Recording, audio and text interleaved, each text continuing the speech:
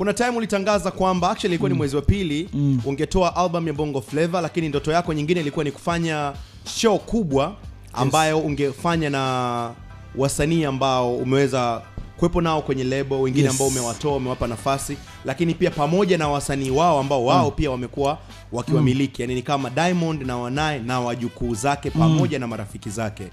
Lakini hapa katikati wasanii baadhi wakaanza kuondoka kwenye label, kaonekana hiyo ndoto pengine haiwezi kutokea tena, na ndio maana labda album hiyo ya Bongo Flava haijatoka pamoja na ile album ya International.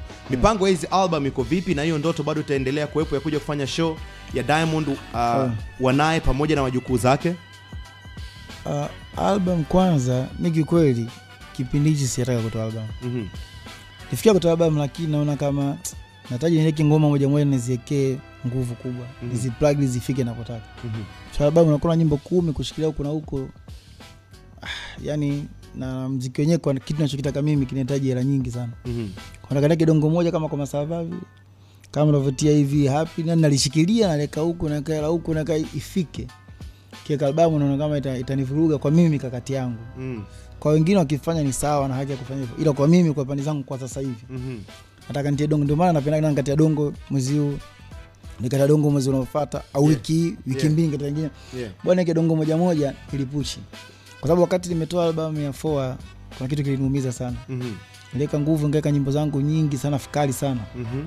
Alafu zile nyimbo zilifanya vizuri, zilipendwa nini, lakini yani nyimbo zinavyokuwa nyingi zinasuguana, yani kuna namna nyimbo itapendwa, itafanya vizuri, itaenda ilifanya vizuri 4 kila sehemu, lakini nikitia dongo moja moja na liekea nguvu, mimi mwenyewe nasikia raha zaidi. Kwa hiyo niko lazi hata dongo nitie kila wiki au kila baada wiki mbili, lakini nitie dongo moja alafu niliekee nguvu zito. Yani mimi napenda hivyo binafsi. Kwa hiyo na kufanya show kila kitu inawezekana. Sasa unajua show ile unafanya, unawashirikisha watu wengine waliokuepo na wasiokuepo.